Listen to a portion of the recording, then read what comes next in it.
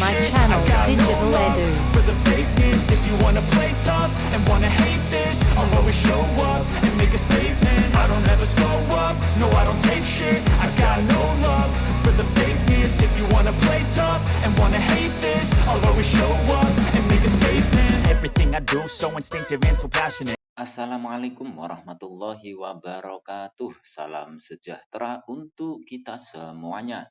Masih bersama dengan Digital Edu, kabar terkini tentang RUU ASN. Setahun bisa beberapa kali seleksi CPNS dan P3K. Artinya, dalam RUU ASN jika nanti sudah disahkan menjadi Undang-Undang ASN, maka seleksi CPNS dan P3K bisa beberapa kali dalam setahun. Nah, untuk itu selengkapnya yuk kita simak hingga akhir videonya. Sebelum kita lanjut, tekan dulu like, subscribe, nyalakan lonceng notifikasi, dan mohon jangan lupa untuk di-share. Menteri Pendayagunaan Aparatur Negara dan Reformasi Birokrasi, Menpan RB, Abdullah Azwar Anas, menjelaskan beberapa substansi penting yang diatur dalam rancangan Undang-Undang tentang perubahan atas Undang-Undang Nomor 5 Tahun 2014 tentang Aparatur Sipil Negara atau biasa disebut RUU ASN. Salah satunya soal rekrutmen ASN, baik CPNS maupun pegawai pemerintah dengan perjanjian kerja atau P3K. Selama ini, rekrutmen CPNS dan P3K biasanya dilakukan 1 kali dalam 1 tahun. Untuk di tahun 2023 ini misalnya, pendaftaran CPNS dan P3K dibuka tanggal 17 September.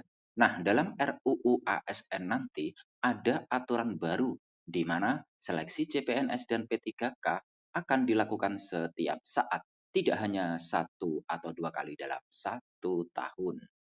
Menpan RB Azwar Anas kembali mengatakan bahwa di dalam RUU ASN ada ketentuan bahwa pengangkatan ASN bisa kapan saja untuk mengisi kekosongan yang ditinggalkan, seperti halnya karena pegawai masuk usia pensiun.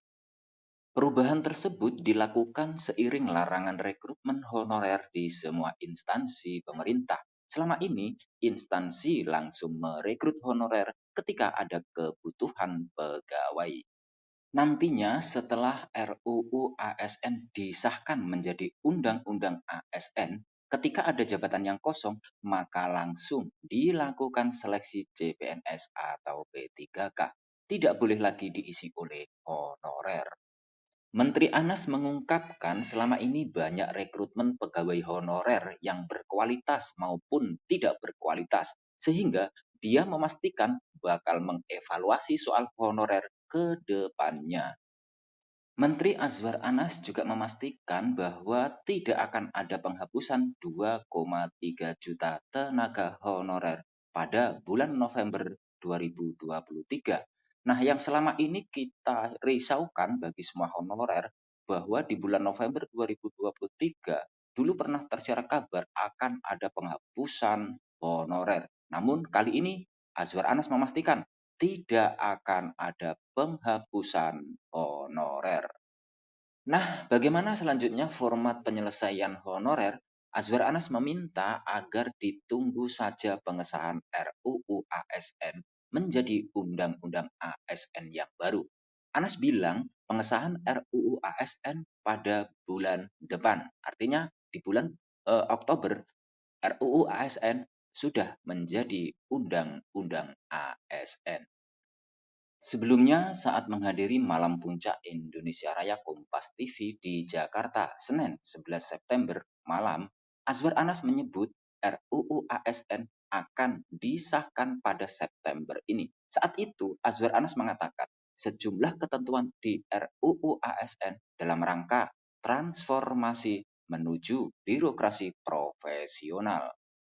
Transformasi sudah kita siapkan lewat RUU ASN. Mudah-mudahan September ini kita, yaitu DPR dan pemerintah, mensahkan, kata Azwar Anas.